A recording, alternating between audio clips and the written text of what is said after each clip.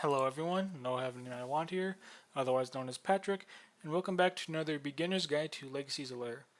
And in this episode, we're going over win conditions. Now, win conditions is usually just a card or a strategy that you have that you plan on winning the game. And usually, having going into a game with a win condition is very important because you have a strategy, you have a plan, and you want to enact it. And usually, if it works out, you win the game. But most of the time, things happen. The card that you wanted to win the game dies. It gets countered, and so on and so forth. So usually, win conditions change throughout the game, which is very important to keep in mind. So here we have two armies. Erengard has 4 elite longbow archers and 1 elite swordsman. So they have quite a lot of range attacks and just one melee unit as like a buffer or whatever it is. And in our army, we have a Crag Behemoth and a Trench Digger Goblin. Now going into this game, you might want to have Crag Behemoth be a win condition. You know, he's very expensive, got a lot of great stats and abilities, so you probably were going into this game expecting Crag Behemoth to win the game. But the opponent then drafts all this ranged units, and all of a sudden, Crag Behemoth just doesn't look as that good of a win condition. Because if Crag Behemoth comes to the middle like you planned and just hold it, kill everything that's around him, be a big threat, all of a sudden all of these longbow archers just shoot him, and Crag just can't stop him. He's going to take too much damage, and he just can't hold the middle anymore. So Crag Behemoth sadly just can't really win in this scenario. However, Trench Digger can. Trench Digger has an ability called Dig In, and it gives him Steadfast and Evasion. Now, what Evasion does is that it makes him take 0 damage from ranged attacks. So if Trench Digger holds the middle, all these elite longbow archers can't do anything against him. He evades them all, and he takes literally 0 damage. So looking at this, I came in planning to have Crag win the game.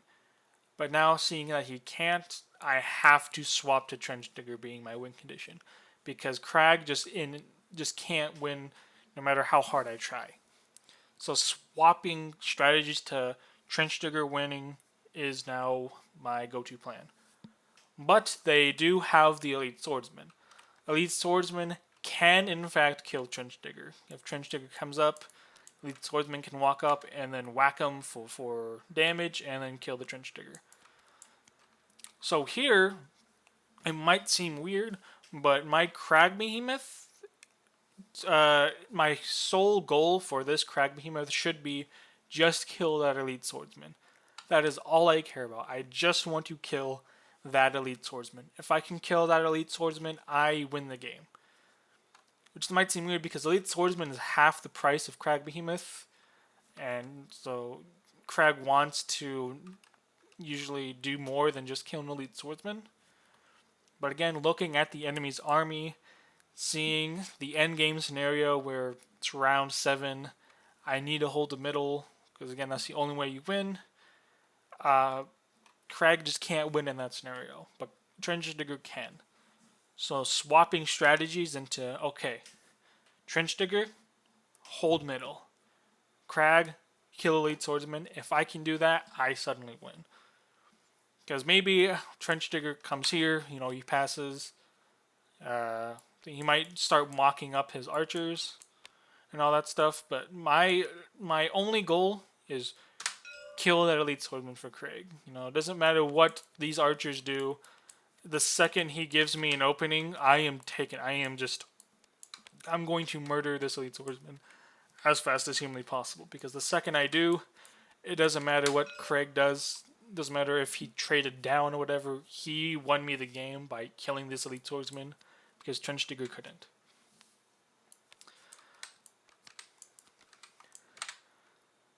There are usually a couple other examples, such as maybe your plan is to use Battering Ram. All of a sudden, Battering Ram dies, so you have to. So then, okay, what's my next best effective unit that's going to win me the game. And again, usually it's something weird, like the Trench Digger Goblin. You know, it's a 5 gold unit. You usually don't pick him as a win condition, because there are a lot of things that can kill him. You know, he does have great defensive stats, so he can hold the middle very effectively with steadfast and evasion.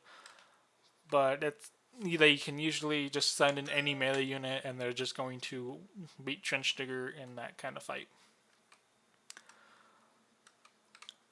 So, just in recap, coming in with a win condition is good. Okay, it's pretty much paramount. Because if you just come in willy nilly throwing in random units, it's gonna be a mess. There's no strategy. You're just hoping to beat them by throwing units at them until they mess up and lose. So coming in with a win condition or in a strategy is very important.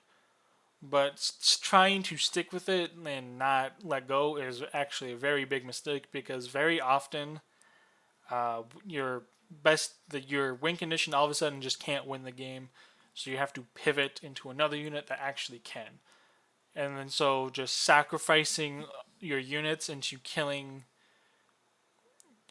all the units that can threaten your win condition is actually very important. I think that's about it. Sorry for the big delay. I'm trying to make a drafting video tips, and that's taken a while. I'm trying to keep these videos short and concise, but that one's taken a while, so I might actually have to do that in parts. Uh, anyway, I hope you guys enjoyed the video. Hope you guys learned something, and I'll see you in the next one.